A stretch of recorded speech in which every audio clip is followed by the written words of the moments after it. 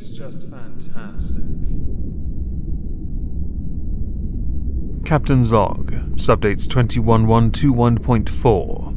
I've sent an away team to Scarborough to exhume a perp.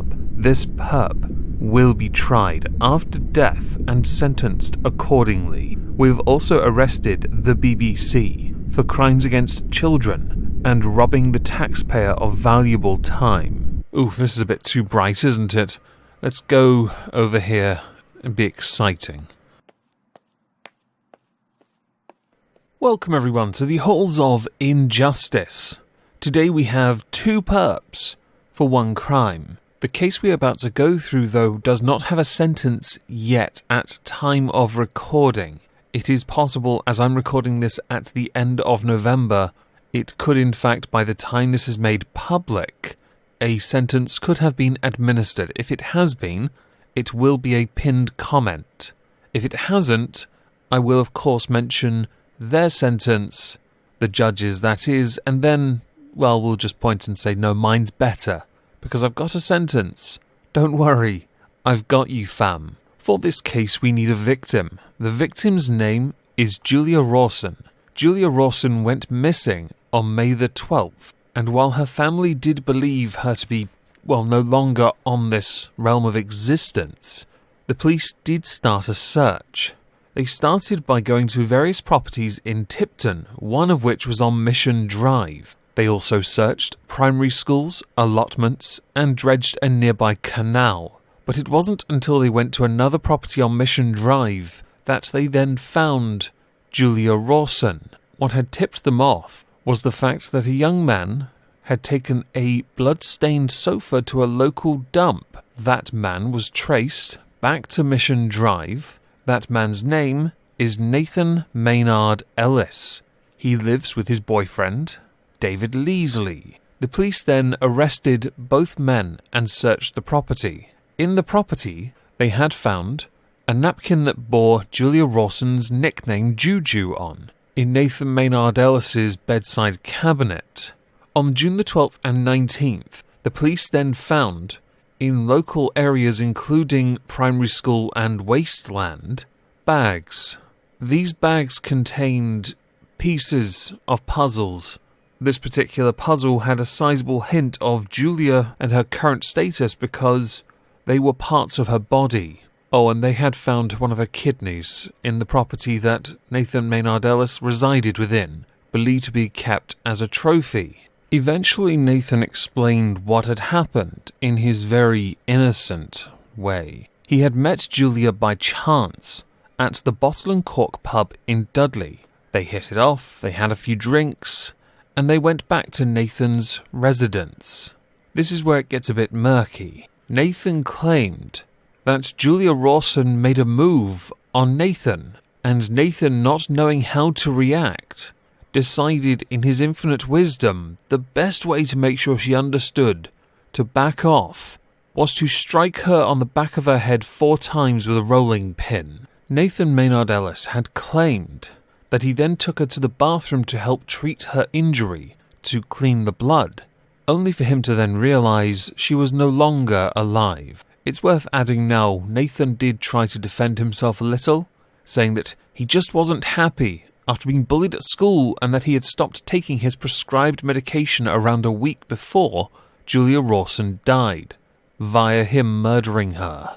The way the trial unfolded painted a very particular picture of him and of his partner.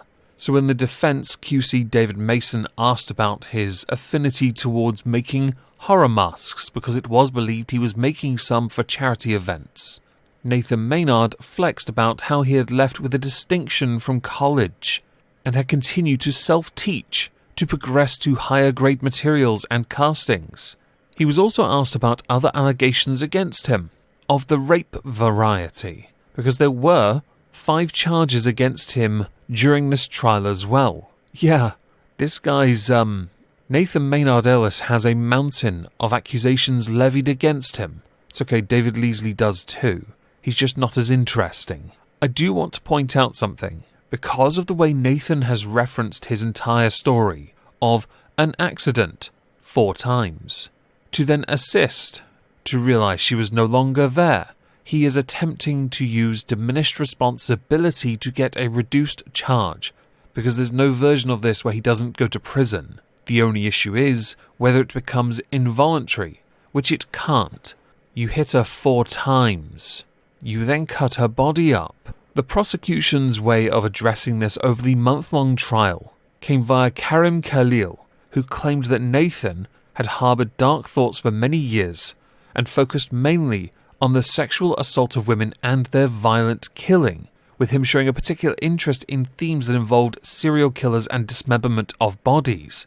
This being supported by the vast collection of CDs, DVDs and VHS found within their home that focused on serial killers and any sexual abuse suffered by women, which is where David Leesley features because he's been accused of enabling this behaviour and also providing additional materials, and of course his involvement in the whole dismemberment of a dead body. Oh, and I do want to add, Julia Rawson herself was also gay. Prior to Nathan even speaking to her, she was a tad drunk and she did get a little flirtatious with another man, but she was not actually interested in men. So you can try and play the card that she tried it on with you, but all it tells us is you took advantage of a drunken woman. So after a month of trial and merely 7.5 hours of deliberation, the jury were able to come back with a unanimous verdict. Guilty of 3 charges: murder, perverting the course of justice, and concealing a body after dismemberment. Nathan Maynard Ellis was also found guilty of 4 counts of rape and 1 attempted rape. I think it's fairly safe to say, with this particular verdict, there is no sentence either will get, no matter how hard they try and play the I was bullied, I'm mentally abused, I have suffered a long time excuse, will prevent them from ever seeing the inside of an ISO cube. But due to the circumstances of this year, they have yet to be sentenced. Both are held in prison, and it's unlikely the time there will be taken off the sentences they will get. And based on UK sentencing guidelines, all 3 of them carry life sentences. So when they are finally sentenced, you can be pretty sure neither one of them is going to get a reduced sentence. Nor will they share a cell together, be in the same block together, be able to get intimate together. But I can tell you what I would sentence them to. I'm sure you're all very keen to know what I would do with them. And I'm sure many of you will think, he's just going to say life. You're right, but with a slight twist. I'm going to try something new here and see how it works out. I thought I'd sentence them to life, but also introduce them to a faux Chesapeake Ripper treatment. For that to make sense, you will have to have watched Season 2 of Hannibal. It is quite a way to go. Think Supernatural, Leviathan getting bibbed, but slower, much slower. With everything I've covered today, I'd love to know what you think, so please do let me know in the comments down below. As a final thing, I'm streaming on Twitch tonight. If I don't see you there, have a fantastic Tuesday. Thank you all for listening.